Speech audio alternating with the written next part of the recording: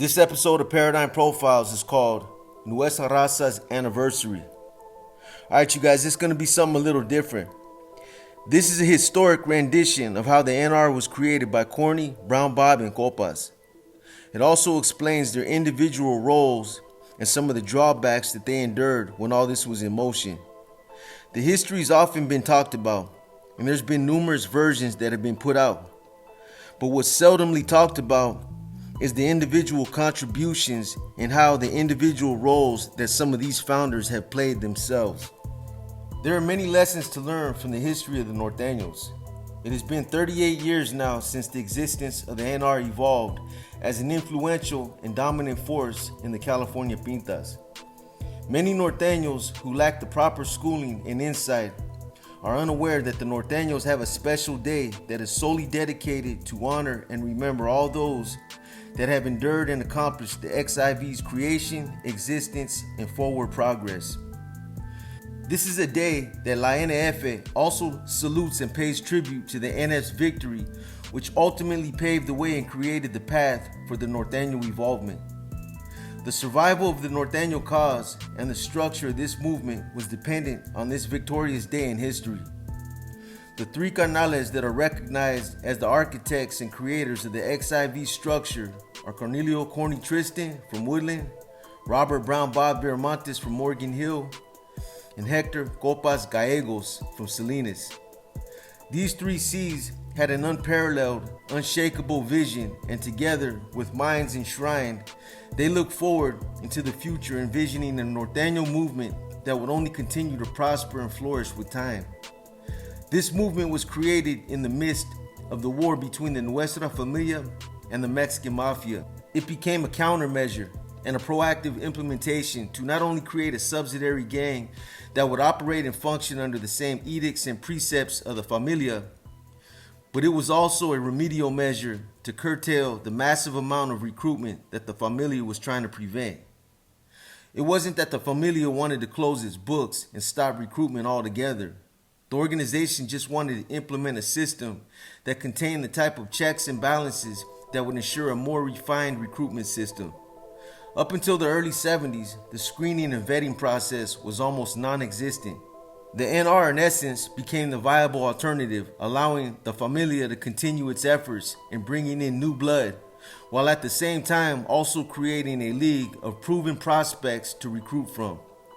New recruits and potential candidates were told that the NR was a stepping stone, a mere gateway into the mob that would allow these future Familianos to prove their mettle, their loyalty, and the importance of being steadfast believers.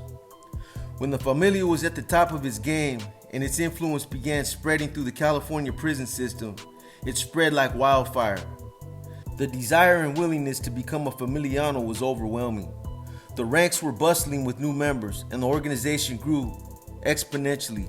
More and more potential candidates began coming out of the woodwork. They literally came in droves, and there seemed to be a never-ending pool of prospects who were more than willing to be baptized.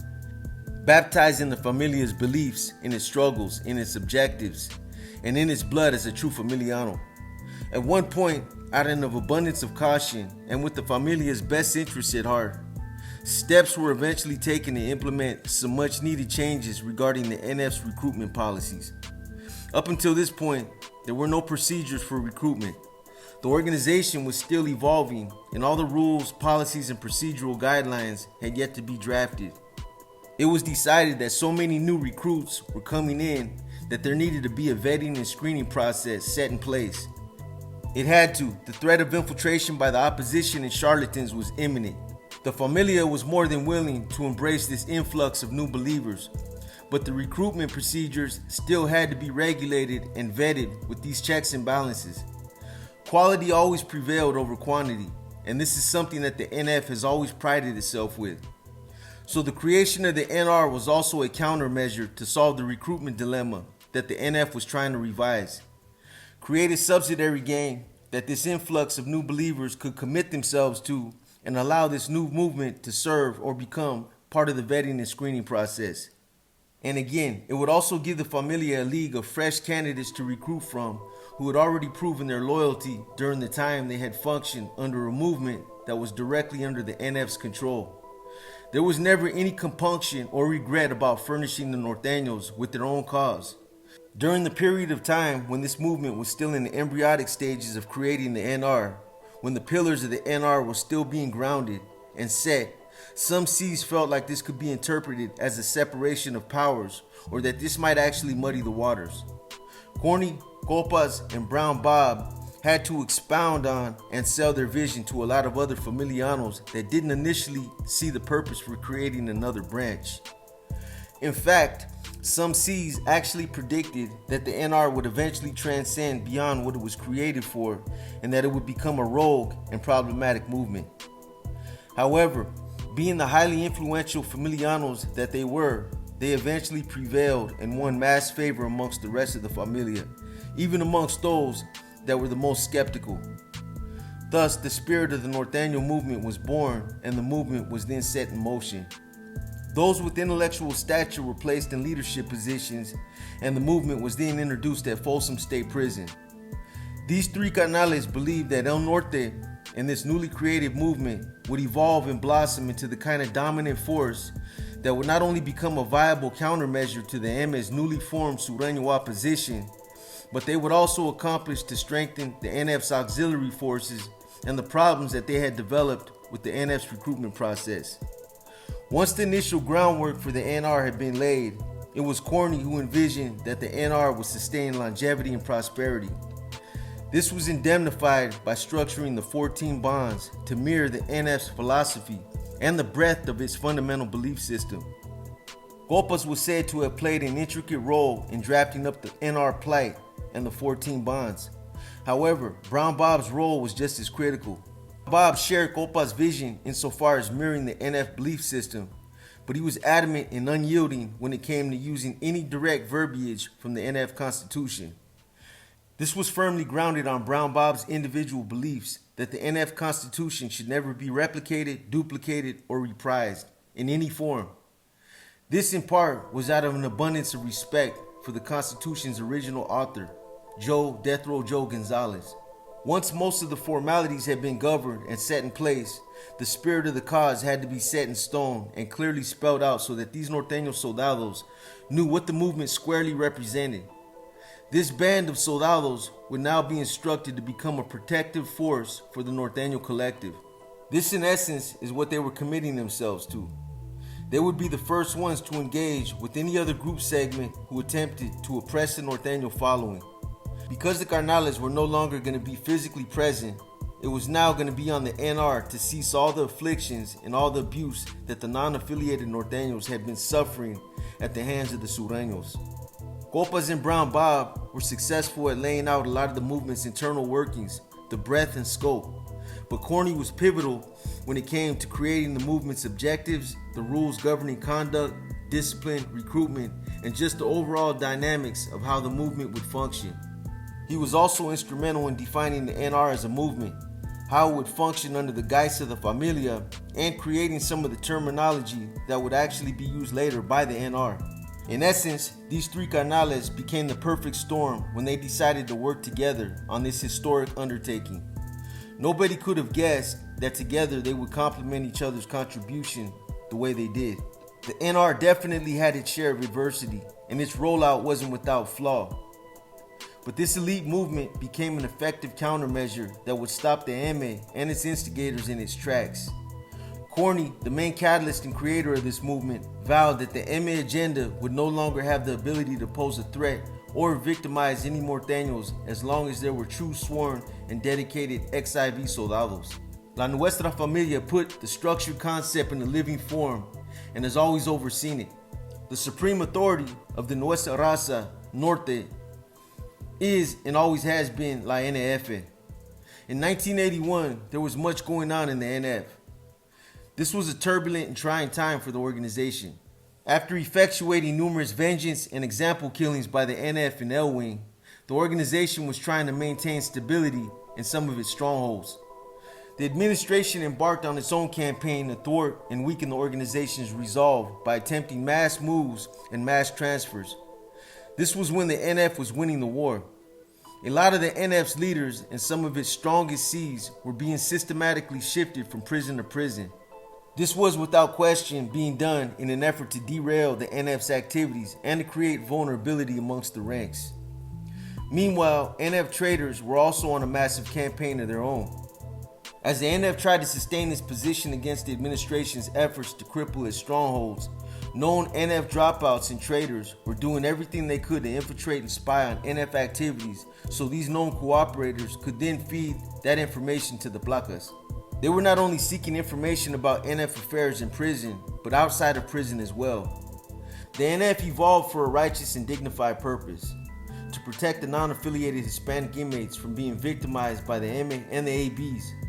But almost immediately after the NF's mobilization, CDC and its congregation of defectors began targeting the Familia and its advancement.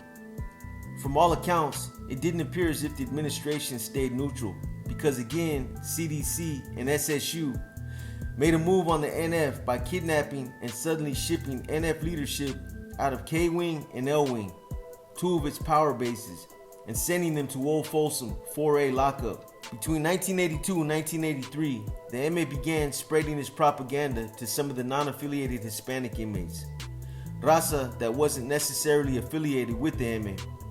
Off the top, the thing that soon became overwhelmingly noticeable was that their target group seemed to all be from Southern California. At the time, there were no geographical lines. There was no North and South. However, a good portion of both groups' leadership seemed to be from Southern California, the NFs and the MS. It wasn't a coincidence. The MA knew it had to create auxiliary forces because the pendulum was swinging back towards the NF, and when one considers the logic of the MA's thinking, it just made absolutely no sense for the MA to target Northern California as their target group for spreading its propaganda. The NF could have targeted Southern California as its target group to spread its propaganda because the majority of its leadership was from Southern California as well. But there were two slight differences here. One being, the NF did have leaders with ties to Northern California, and the other defining difference was that the MA chose to execute its propaganda machine first. And I believe that that's what made the difference. So arguments can be made that the alliances sprouted from the MA's close association with Southern California barrios. But that's just not true. Others have tried to argue that the MA's move to create the Sureño Alliance was because of the NF's creation of the NR, and that this was a countermeasure taken in defense to NF creating the NR. Again, this was nothing more than historic propaganda. Meanwhile, as the NF and the NF's associates were away from the main lines, this wasn't the case with everybody. A lot of the NF's opposition was still allowed to operate out there. This didn't only include the MA, but it also included the MA's most staunch ally, the AB. Many different elements came into play as the ABs became more active in the conflict. The ABs had a massive amount of influence with the K9s. The K9s showed unquestionable favoritism to these guys, and this was something else that the NF had to contend with. Back in those days, racism was prevalent, and it wasn't something that was hidden or candy-coated. It was openly carried out. The K9s gave preferential treatment to the ABs and the MA. It was no secret that they were given a different kind of advantage, and it subjected the NF to a shrewd level of dirty warfare tactics. They would pass weapons for the ABs or allow them to pass through the metal detectors with weapons. They would purposely place NF members in precarious situations, i.e. on yards where MA and ABs had supreme numbers. They would pass on critical information, i.e. they would tell them when the NF members and their associates were scheduled to arrive at different institutions so they could be ambushed. And they would act as spies for these guys, telling them what types of activities the NF and their associates were up to. When certain officers were placed in the gun towers, it was obvious that NF members and their associates were the ones being shot, as they were the ones who were being targeted. Several altercations had occurred between NF and AB members, and during those incidents, it was always the NF members who were shot. Meanwhile, as for the ABs, they were so intent on demonstrating and improving their loyalty to the MA that they continued to assist them every chance they got by targeting NF members who were susceptible to being victimized. NF members who were housed alone in units or blocks with large numbers of ABs. This would eventually result in an alliance being forged between the NF and the BGF, the Black Guerrilla family, but not before the ABs were able to inflict some of their damage first. There's no question about the fact that the NF was initially exposed to some fierce and arduous circumstances during the time it was at war with these two organizations. But the NF was just as shrewd when it came to some of its own infiltration tactics. The most effective was the NF's utilization of undercovers, UCs, or what was known as sleepers. The NF was notorious when it came to using sleepers and these types of covert operations. Such sleeper operations were effective when the sleeper was able to project the appearance that he was not an associate, friend, or had no ties to La Nuestra familia. This enabled him to infiltrate territories and fly under MA and AB radars. This also protected against NF traitors and COs. Even though the majority of NF associates were housed in L-Wing, not all were, and this left them to deal with the Imeros that were starting to go back out to the mainline in Tracy. With the rapid growth of the Sureños and the full strength of the ABs at their side, the Imeros were regaining their hold on the yards and the pendulum was slowly swinging back in their favor. While at the same time, their biggest campaign efforts of spreading false propaganda to the Raza from Southern California was also proven to be highly effective. Their seeds of hatred and asymmetry were starting to work.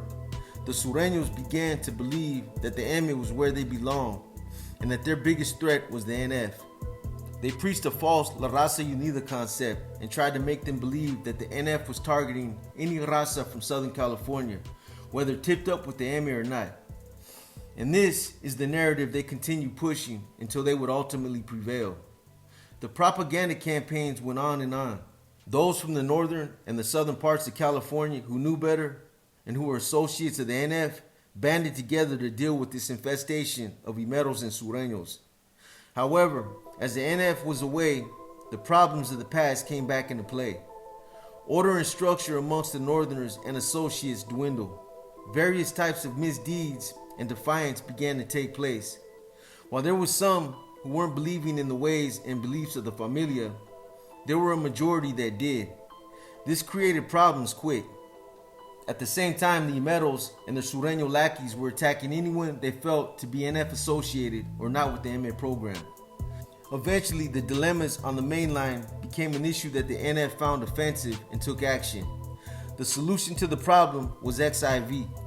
The creation of the NR, the perfect countermeasure, and in essence, the perfect offensive action. The MA had worked to create a counterpart. An effectuation it had anticipated would become a major turning point in the conflict. But the NF countered back, a move that the MA couldn't and didn't anticipate. The difference in these two stratagems was that the MA only sought to create the Sureño alliance as a means to infuse a massive influx of manpower. And that's what they did. The NF, on the other hand, had more radical aspirations and made the best out of the Northern Alliance. They would also have an influx of additional manpower from the north, but Corny, Brown Bob, and Copas created a movement from this manpower that's purpose wasn't only to provide auxiliary backing, it sought to eradicate and wipe out the MA and its alliance. El Norte, XIV, the Norteño movement, the Norteño structure, the Nuestra Raza in prison, was thought up and scripted in Old Folsom 4A by these three canales, and the finished product was then implemented in San Quentin, Guimas in 1984. That's one significant and important part of the NR history that's often misconstrued. Many seasoned NR members in the past that have recited the history simply state that in 1984, the movement was created and introduced in Folsom State Prison. That those with intellectual stature and leadership abilities were placed in leadership positions, and thus the movement was then set in motion. This is true. However, the portion that's often left out is this. The movement was introduced in Folsom State Prison in 1984, and this is recognized as the NR's birth date or anniversary, or the date of its recognized inception. But when it was introduced in Folsom, at that time, it technically wasn't finished being created. The final version was then created later that same year in Folsom. This is the birth year of the Norteño structure, XIV. This is when the XIV bandera was raised and the Norteño operations were fully activated. When XIV took off, it took off. The reason it took off so forcefully in Guimas is due to the surge of NF and NF associates transferring from other pintas to San Quentin. The Norteño movement quickly got off the ground and spread out to all pintas, CYAs, and youth facilities. Once it had spread throughout the entire system, it would eventually then trickle out to the streets, the calles. The Familia and Old Folsom had drafted up and finalized what was known as the Plight of the XIV, meaning the Soldado Pledge to la Causa, or the Oath. It also provided some historical accounts, where they came from and where they were going. Then the 14 bonds were finalized. This exemplified some of the rules, conduct, and some of the movement's purpose. Thus, you had the XIV format and bonds. The bonds being the laws to proper Norteño conduct by concepts of the laws of the Familia Guerrero. There was always a big training schooling format that covered areas such as recruitment into the Norteño structure, chain of command in the prisons, category system, arsenal blueprints, and protocol mandates. The NF delegated powers and responsibility to coordinate and manage the Norteño structure to well-respected and strong NF-associated Ricardo London de San Diego. Ricardo London was a radical who was serving multiple life sentences in state prison. He was the leader of underground movements he created and had a lot of resources and support. Ricardo London took the XIV by the reins in some instances and got it going in some of the more important blocks and yards. Ricardo was not an NF member, nor was he a structure member. He was a coach and counsel. In 1988, in the Corcoran Shoe, Ricardo London locked it up and years later debriefed. In the early stages of the XIV structure, Ricardo London played instrumental roles in the creation of organizational concepts and guerrilla warfare concepts for El Norte, Nuestra Raza. The last concept he penned right before he PC'd was the NSS, Norteño Street Structure. This was never put in motion. Ricardo London, as an NF associate, did a lot for the Norteño movement. In the mid-1980s, the label Identification Norteño to identify structured soldados was changed to bros or Bs. Much of this had to do with some soldados not actually being from the north, as the XIV did have soldados from the south, including Mexico and South America. So the identification label bro went into effect at the same time by word and was then incorporated officially into the format. Nuestra Raza, NR, then also became the identifying label signature for the bros in its structure, etc. By the late 1980s, the NR was officially out on the streets and had made its way throughout the entire system, youth and adult. You had three main identifications, C, B, and Ns. Ns being distinguished by their actual worth, such as N sympathizer, sympathizer to the NR, and the regular N, meaning non-affiliated street gang Norteños who were simply just from up north.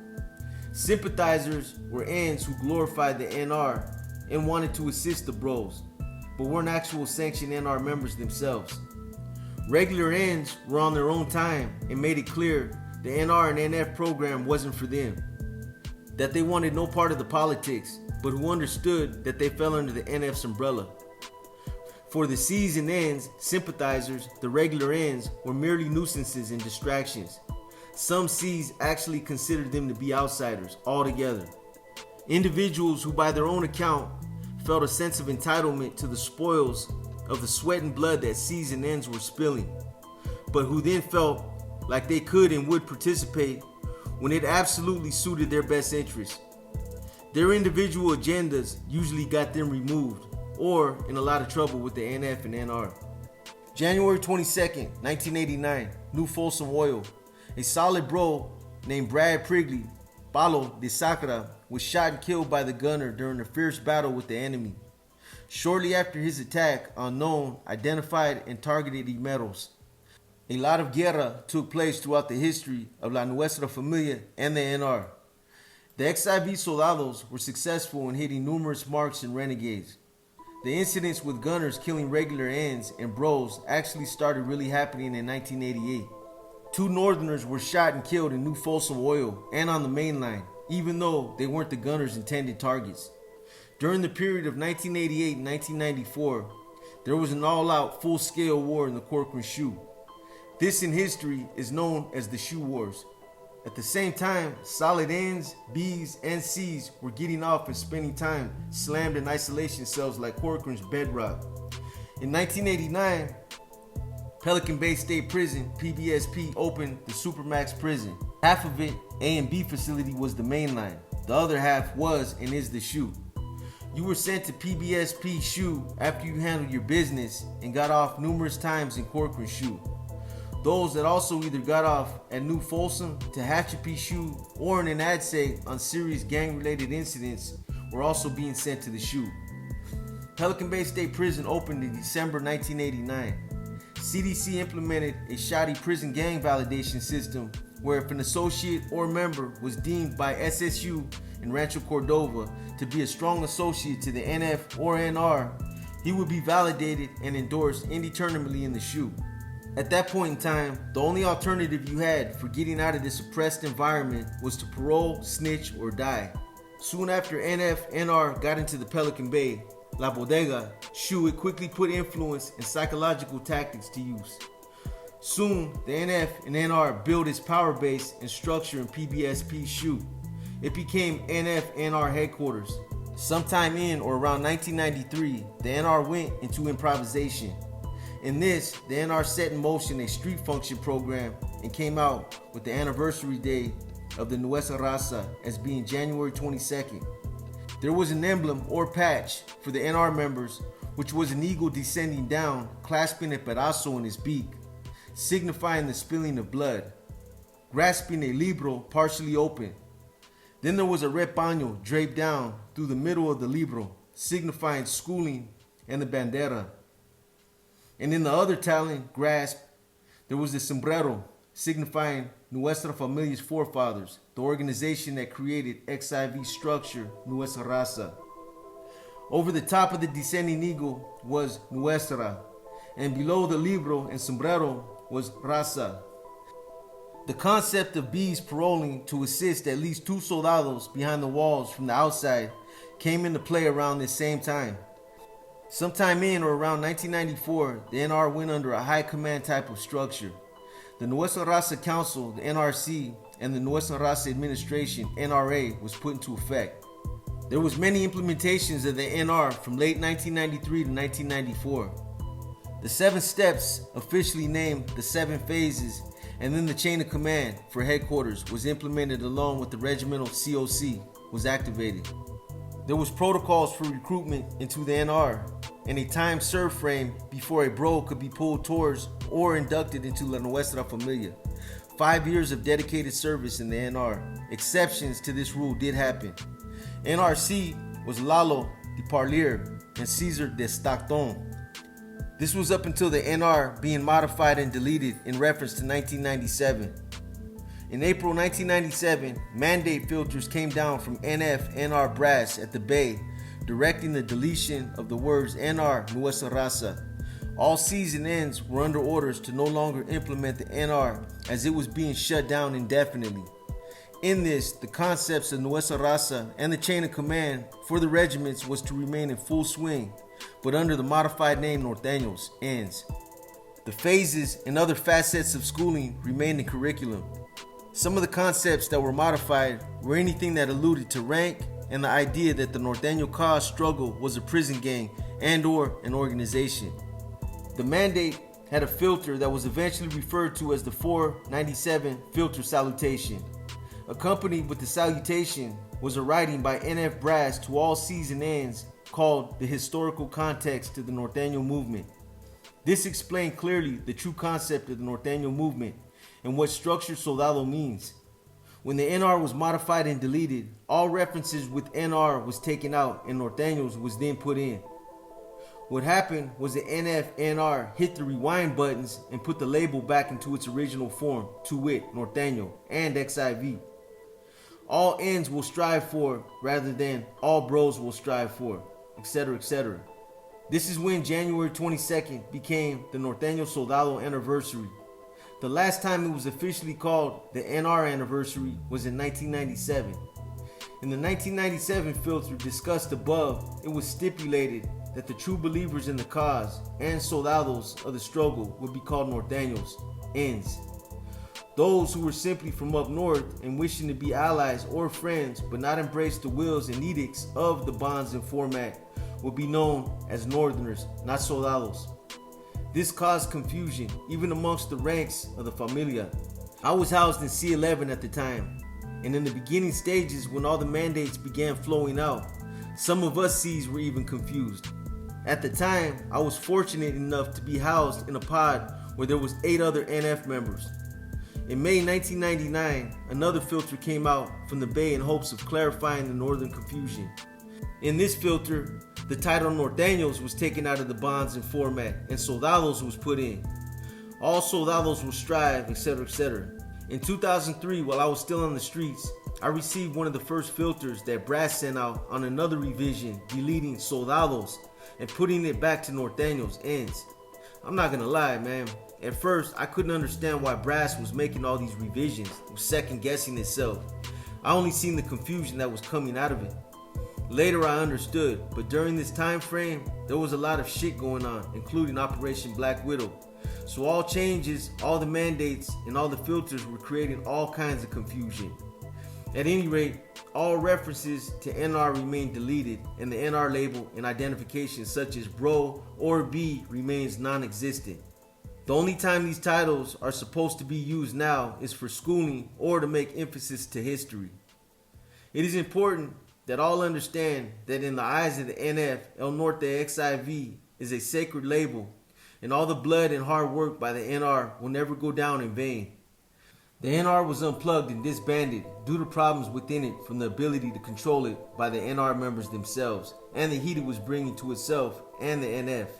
In all actuality, it technically never really was unplugged or disbanded. It was only a ploy to skirt the validation process and as a temporary procedure, and as a means to regain control of the NR that had turned into a rogue movement. Before the NF allowed bad history to repeat itself, Garnales stepped in and intervened. It was never said that the NR would never come back, and from all indications, it did. But the Norteño Alliance today is just like it was in the very beginning. And although the NR had its issues in the late 90s, it put in major work and achieved a lot in its time. The XIV structure was for defeating foes and having threat-free places to do time in the pintas, jails, CYAs, and youth facilities. No other subgroup in the history of California prison was ever as successful and fierce as the XIV Nuestra Raza. This is all in honor and appreciation to La Nuestra Familia, and more directly to Corny, Brown Bob, and Copas. This is now the 38th anniversary of the Norteño Soldados XIV structure. It is time for all present Norteños of La Causa to understand Norte and understand it well, past, present, future. All that El Norte is premised on and is from the edicts and concepts of the guerreros. It's not about always remembering, it's about never forgetting.